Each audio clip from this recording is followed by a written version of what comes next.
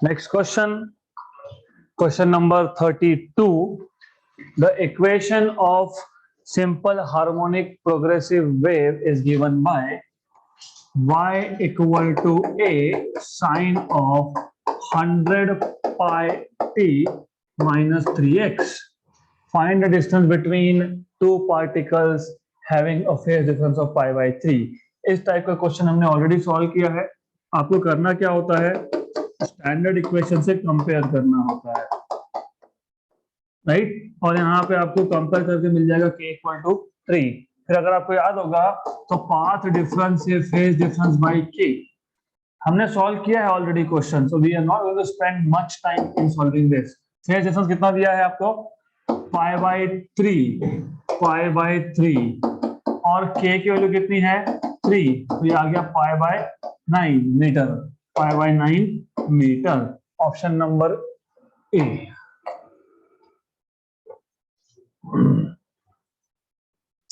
Next question. Two strings A and B of same material are stretched by same tension. The radius of the string A is double the radius of string B. Transverse wave travels on string A with speed VA and on B with speed VB. Then the ratio of VA by VB is. तो आपको VA by VB का ratio पूछा है और आपको बोला है tension same है, मटेरियल सेम है. Some books have given wrong solution, so I'll first tell you wrong solution and then we will do it the right one. So you need to know, in some books अभी आपको पूछा है ratio of VA by VB, तो आपको पता होना चाहिए कि स्पीड ऑफ ट्रांसवर्स वेव, क्योंकि स्ट्रिंग बोला मतलब ट्रांसवर्स वेव होगा. ट्रांसवर्स वेव का speed on a stretch string is tension upon mass per unit length. Frequency 1/2L, इसी से आता है वो. फ्रीक्वेंसी कहां से आता है, v equal to n lambda, n equal to v by lambda, v is root of t by m, lambda is 2l. क्योंकि पहले मोड ऑफ वाइब्रेशन में एक लूप बनता है, मतलब दो नोड्स बनते हैं, मतलब लेंथ होता है लैम्डा बाय 2, तो लैम्डा आता है आपके पास 2l. तो लैम्डा इक्वल टू 2l डालोगे और v equal to root of t by m substitute करोगे, तो this is how you get. Anyways, important is this. And you know this is tension upon mass per unit length. Okay, now this point onwards some books will tell you, क्योंकि same material बोल दिया तो they will tell you, but Young's modulus Y is tensile stress upon tensile strain, change in length upon original length, and then this is equal to tension. Force is nothing but tension. F की जगह पे लिखोगे T और ये L जाएगा ऊपर और ये आएगा नीचे A delta L. Correct, A नीचे गया, डेल्टा L ऑलरेडी था, टेंशन इनटू लेंथ. तो यहां से आपको मिल जाएगा दिस इज Y. ओके, तो आपको यहां से मिल जाएगा tension into length, Young's modulus A और डेल्टा L. ए डेल्टा यहाँ पे मल्टीप्लाई कर दिया तो y A delta equal to TL, लेकिन a होता है pi r square, area of cross section of wire is pi r square. Now they will substitute this TL over here, so you will get TL की जगह पे y pi r square delta L upon mass. फिर आप बोलोगे y constant m constant, y क्यों constant, material same है. Phi constant, m constant, delta L.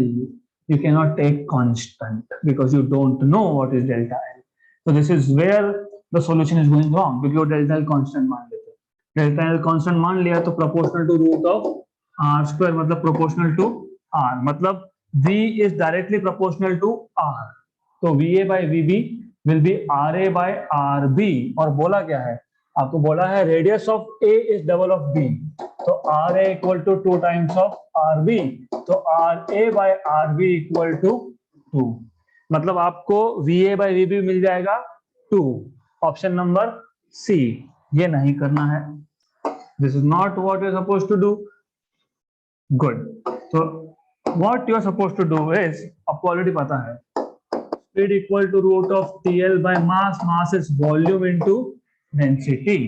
So this is under root of TL upon volume. Volume is area into length, okay, into density, cancel.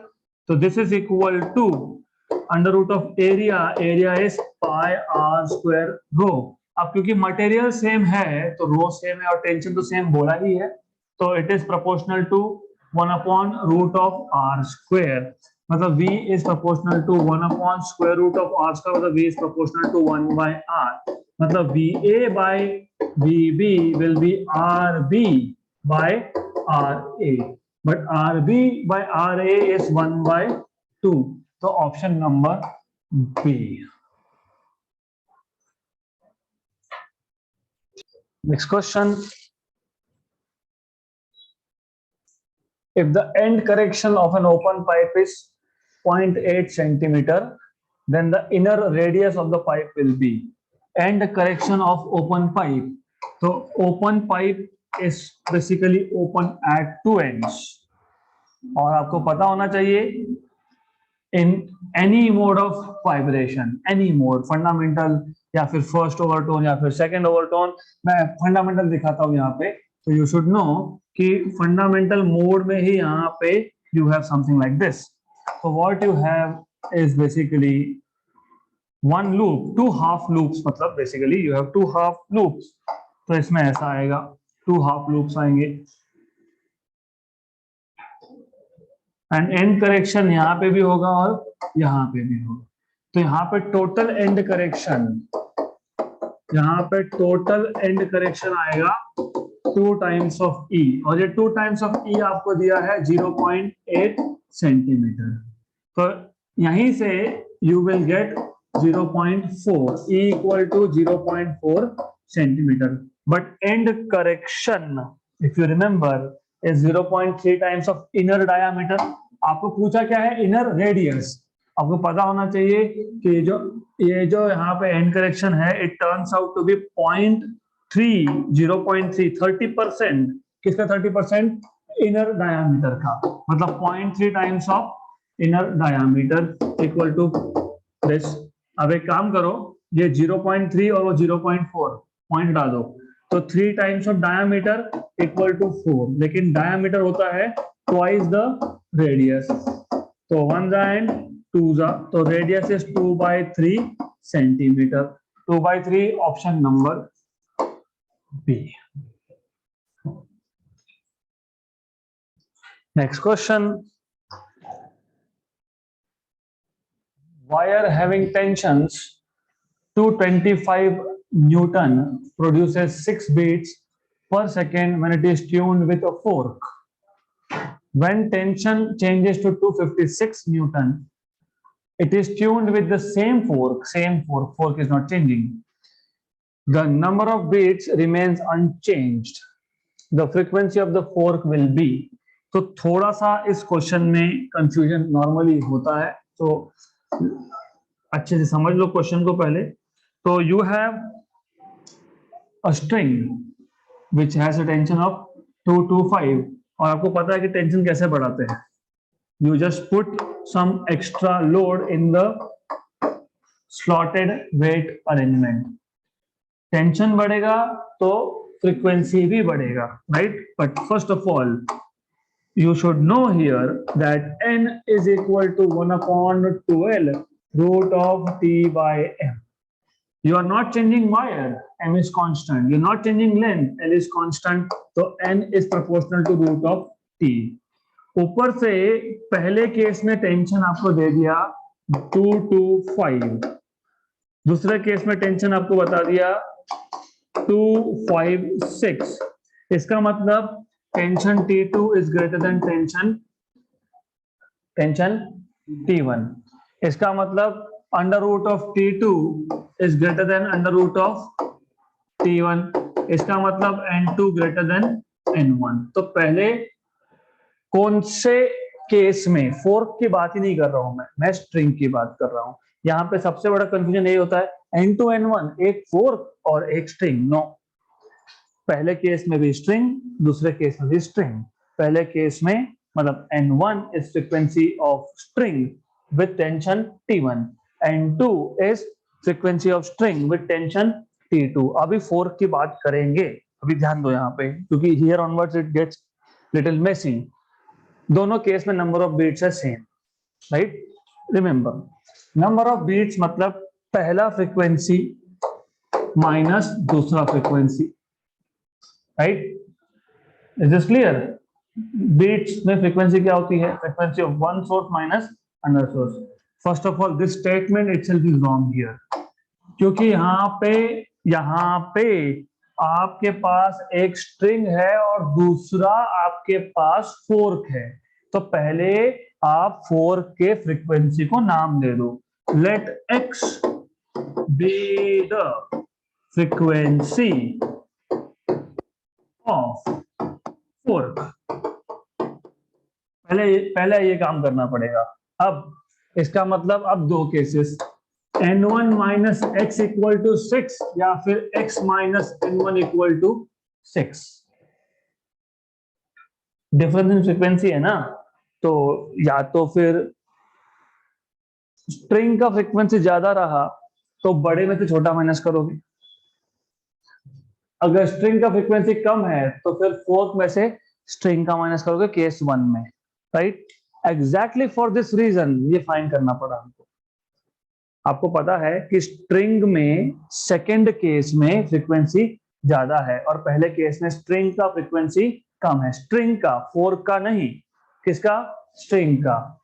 तो पहले case में string का frequency क्या है? कम है। कम है तो वो फोर्क की फ्रीक्वेंसी से भी कम है, ऐसा मान के चल लो। मतलब you have x minus n1 equal to 6।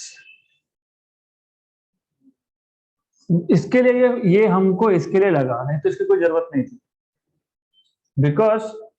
Because you have string in case 1,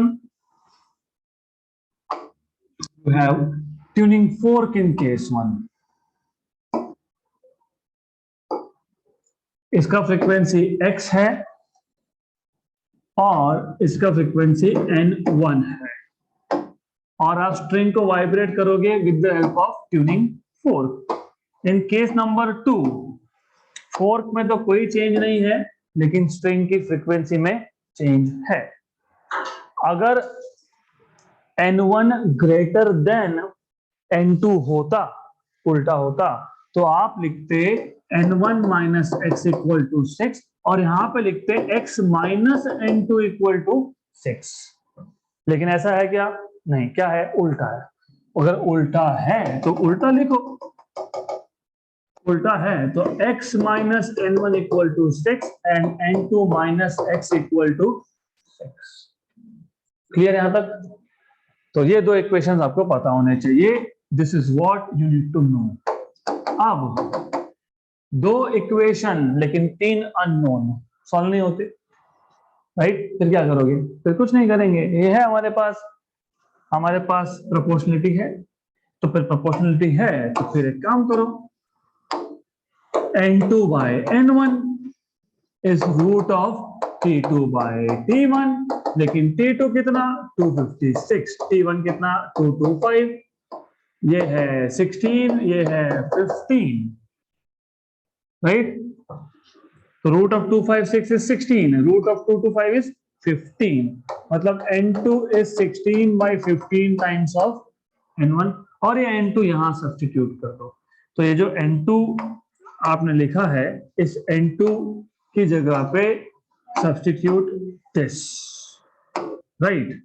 और व्हेन यू सब्स्टिट्यूट दिस, इतना सब्स्टिट्यूट किया तो इन दोनों को कर दो ऐड, क्योंकि जब ऐड करोगे तो प्लस और माइनस एक्स गया, यहां बचेगा 16 by 15 n1 minus n1 equal to 12। Add ही किया है मैंने, और ऐड क्या करना है? दोनों को ऐड करना है। x minus n1 plus 16 by 15 n1 minus x equal to 6 plus 6 cancel, वही तो किया है। फिर it's the same thing that I am doing. Then ये आएगा, कितना आएगा? 16 n1 minus 15 n1 upon 15, n1 upon 15, 15 वहां गया, 15 इंटू 12, 180। ये बहुत इंपॉर्टेंट है। मैं I was telling you, I have told you many times कि कैलकुलेशंस कैसे, स्पीड कैसे बनाना है। See, the thing is, normally, I don't know what is the situation now, but at least when I was there in graduation, तो जो भी company आती थी वो ऐसा पैकेजेस देती थी। कैसा? 15,000 रुपए महीना। तो मेरे दिमाग में होता था कि मतलब साल का कितना, 15 × 12, 1,80,000। 20,000 पर मंथ मतलब कितना, 2,40,000। राइट। 25,000 रुपए महीना मतलब कितना, 3,00,000। 25 × 12, 30 × 12, 3.6, 360, 35 × 12, 420, राइट। 40 × 12, 480। तो ये numbers you need to learn. जैसे दिखा वो 15 और 12, 180, खत्म। गुड। तो 180, 15 एंड 12 मल्टीप्लीकेशन 180 हो गया। Question solve. ये n1 की वैल्यू यहाँ सब्स्टिट्यूट कर दो। ये जो x माइनस n1 है इसमें डाल दो। x1 x माइनस n1 कितना, 180 इक्वल टू 6। तो ये आ जाएगा 186। हो गया 186, option number A. Next question. When open pipe is closed from one end, whenever it becomes a closed pipe, then third overtone of closed pipe, third overtone of closed pipe. तो पहले तो ये पता होना चाहिए कि क्लोज्ड पाइप में only odd harmonics are present, n, 3n, 5n, 7n। तो कितना, third overtone, third overtone 7n। नहीं तो एक काम करो, क्लोज्ड पाइप के ओवरटोन्स का फॉर्मूला याद रखो, 2p + 1nc। तो ये आ जाएगा थर्ड ओवरटोन, इट इज 2 × 3, 6 + 1, 7। तो third overtone is 7 times of fundamental. आगे बोला है open pipe is close from one end, then third overtone of closed pipe, third overtone is closed pipe, is higher in frequency by 150, is higher in frequency by 150 मतलब +150। अगर lower बोला होता तो minus, +150। then second overtone of open pipe, second overtone of open pipe, तो N2O ऐसा उन्होंने बोला है। तो अभी ये भी तो पता होना चाहिए फिर, pth overtone of open pipe is P + 1 NO। Then you should know second overtone of open pipe is 3 times of fundamental। और फिर ये भी पता होना चाहिए कि closed pipe का फंडामेंटल ये ओपन के फंडामेंटल बाय 2 होता है। ये हमने बहुत बार देखा, राइट। तो you have to put this values over here। N3C is 7NO by 2 equal to N2O is 3NO plus 150। कितना, 300। कैसे 300? क्योंकि ये जोक है। कैसे जोक है, 7/2 3.5, 3.5 में से 3 गया आधा, आधा मतलब by 2, 2 गया वहां पे 300।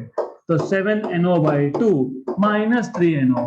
आप करते बैठना इसको cross multiply, 7NO minus 6NO by 2 equal to 150, मतलब N open is 300 hertz।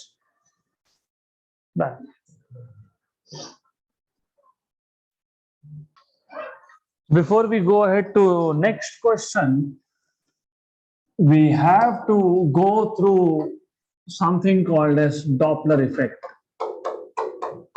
और हम लोग यहाँ पे strictly Doppler effect applicable to sound waves की बात कर रहे हैं। It is also applicable to light। हम sound की बात करेंगे। So normally होता क्या है? For example, you are listeners because you are listening to a sound source, which is myself. I am a sound source, I'm generating sound, and more or less you can say source of sound and listener, both of us are stationary। तो इस case में क्या होता है, when source of sound and listener are stationary, तो जो frequency source generate करेगा, produce करेगा, वही फ्रीक्वेंसी आप सुनोगे। मतलब actual frequency is equal to apparent. Apparent मतलब व्हाट यू हियर। जैसे एपरेंट वेट होता है, what you measure is apparent weight. Real weight is mg, what you measure is normal reaction. Normal reaction is apparent weight. वैसे ही यहाँ पे frequency of sound generated by a source is actual frequency, and frequency of sound heard by the listener is apparent frequency. तो मैं apparent frequency को NA और real frequency को N से denote करूंगा. Now the thing is, you must have experienced this. आप जब platform पे खड़े हो waiting for a train and then train comes and it while it is coming it is blowing horn. तो what you hear is, जैसे जैसे train पास में आएगा उसके हॉर्न का जो लाउडनेस है, इंटेंसिटी है, वो बढ़ते जाएगा. नॉट बिकॉज कि जानबूझ के वो ज्यादा वॉल्यूम से हॉर्न ब्लो कर रहा है, but because there is relative motion between source and listener, and in this case listener is at rest, source is moving towards. तो what do you understand by this? और जब train पास हो जाता है तो वही हॉर्न it fades away, मतलब intensity goes on decreasing. So what do we understand?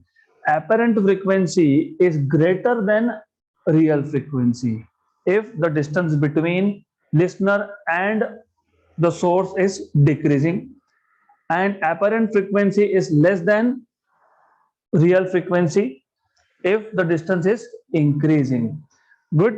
तो ये जो change in frequency है, change in apparent frequency due to relative motion between source and listener is called as Doppler effect. अब इसमें total 8 cases है. 8 cases are there. Number 1, listener is stationary, source is moving. उसमें 2 cases, source is coming towards और source is going away. ये 2 हो गए. Number 2 उल्टा, source is stationary and listener is moving. Listener is moving towards और listener is moving away. तो ये 2 और हो गए, 4, right? और both source and listener are moving. इसमें 2 cases, इसमें actually 4 cases. Both moving towards each other, मतलब distance is overall decreasing, right? मतलब apparent frequency will be greater than real, right? Number 2, both are going away from each other, मतलब overall distance is increasing, apparent frequency will be less than real frequency. 6 हो गए. और 2 है, source और listener दोनों moving, but source जो है वो लिसनर के पीछे भाग रहा है, राइट? है ना? Source is running behind listener. Example, police van is chasing thief, right? Police का siren, police is behind, thief का जीप वो आगे है, राइट? करेक्ट. तो in this case source is chasing listener. उल्टा भी होता है. उल्टा ऐसा नहीं होता है चोर आएगा मुझे पकड़ो, but when you end up in a fight, your friend is like upset with you and you run behind him और हर. अरे सुनो. So source is basically running behind listener. उल्टा भी होता है, कभी कभी उल्टा भी होता है. तो एनीवेज, तो वो 2 स्पेशल केसेस है, हम वो बाद में देखेंगे. हम 6 केसेस हमको देखने हैं. But number 1 basic thing is, कभी भी याद रखना, एक बहुत फंडामेंटल चीज है, and this is apparent frequency is greater than real if distance between source and listener is decreasing. Okay. और यही चीज है which you can write in some other way also. You can say over here, apparent frequency is less than real frequency if the distance between source and listener is increasing. अब मैं इसको और भी simple बनाऊंगा, क्योंकि ultimately we just need to remember formulas. देखो ऐसा है, बुक में ना बहुत कुछ लिखा होता है और जिसको हमको नहीं याद रखना पड़ता. Na बाय, वो ऐसा लिखते हैं, they write it like Na equal to V something something plus minus V O मतलब listener observer, okay, V minus plus V S मतलब स्पीड ऑफ सोर्स और इनटू एन। ये वी होता है speed of sound in air, speed of sound in that medium. ये V O होता है velocity of listener observer, और ये वी एस होता है वेलोसिटी ऑफ सोर्स। और ये प्लस माइनस माइनस प्लस आए मुझे तो कभी समझ में नहीं आया, पर एनीवेज अभी समझ में आता है, तो इसके लिए इसको मैं ऐसा करता हूं, मैं डिवाइड कर देता हूं। गुड। अब सिर्फ जनरल स्केलेटन याद रखना, स्केलेटन मतलब structure of the formula. I don't care for minus plus plus minus, ये याद रखना। एज यू सेड, जब डिस्टेंस कम होगा तो apparent frequency will be greater than, मतलब greater than, ratio greater than 1, okay. और इसका उल्टा तो ratio is also less than 1। तो this is what you need to know, that's it. अब हम 8 के 8 case without even remembering formulas हम डिराइव करेंगे, और वो बहुत इजी है, extremely simple. So we will do this straight away in via a trick, a very small trick। एक काम करते हैं, हम ऑब्जर्वर को यहाँ पे स्टेशनरी कर देते हैं। ऑब्जर्वर को स्टेशनरी करने का मतलब होता है वीओ को कर दिया 0, और हम सोर्स को मूव करेंगे। अब सोर्स इज मूविंग, तो दो तरीके हैं, एक तो अवे होगा, एक तो टूवर्ड्स होगा। तो source is moving away, source is moving towards. तो ऐसा करेंगे, हम पहले टूवर्ड्स का केस ले लेंगे। Source is moving towards the observer, right. अब of course source is moving towards मतलब distance is decreasing, distance decreasing मतलब Na/n should be greater than 1। लेकिन Na/n क्या होता है, vo upon vs greater than 1। उसमें से ये vo तो 0 है क्योंकि ऑब्जर्वर तो स्टेशनरी है, करेक्ट। ये रेशो Na/n ग्रेटर देन 1 होने के लिए कोई भी फ्रैक्शन, या फिर आप बोल सकते हो इसको रेशो ग्रेटर देन 1 कब होता है, जब numerator is greater than denominator. जैसे 1/0.9 उल्टा कर दिया तो गए, तो numerator has to be greater than denominator. तो numerator has to be greater, मतलब यहां पे आएगा हो गया पहला formula ready. So who says to remember this? You don't have to remember anything. That's it. अब अगर सेम सिचुएशन है, सिर्फ इतना है, example, train was approaching you, you were stationary on the platform, train is going away from you. Now in this case here source is moving away, distance is increasing, distance increasing मतलब जो ratio है it should be less than 1। Less than 1 ratio कब होता है, जब numerator छोटा हो denominator बड़ा हो। तो हो गया Na/n equal to v upon v plus vs, correct. ये हो गए दो केसेस जिसमें सोर्स मूविंग था और ऑब्जर्वर स्टेशनरी था। अब उल्टा करो, अब बोलो उल्टा। Now you can say observer is moving, source is stationary, observer is moving towards the source is stationary, velocity of the source becomes 0। मतलब यहां से ये जो जनरल स्ट्रक्चर था, यहाँ पे vo था और नीचे vs था, तो vs यहां से अब गायब होगा, अब ऐसा रहेगा। Overall observer is moving towards, overall distance is decreasing, मतलब Na/n should be greater than 1। Greater than 1 कब होता है, numerator numerator greater than denominator, greater plus, correct, right, good. अब ये इसको उठाओ, सेम सिचुएशन सेम कंडीशन, सिर्फ इतना है कि this is moving away. right? Source is stationary, observer is moving away. Moving away मतलब distance increasing मतलब ratio of Na by n should be less than 1. Less than 1 ये तब होता है जब न्यूमरेटर छोटा हो, तो ये आ जाएगा माइनस, राइट? अब दो केसेस और and then we are done. अब ऐसा है, both are moving towards each other. Both are moving towards each other मतलब overall distance is decreasing. Decreasing distance के लिए Na by n should be greater than 1, और ये आ जाएगा V VO V VS, है ना? Both moving towards each other मतलब basically यहाँ पे both moving towards each other, both moving towards each other. तो in this case distance is decreasing. Decreasing मतलब रेशियो ग्रेटर देन 1 मतलब numerator greater than denominator, plus minus. अब both moving away from each other.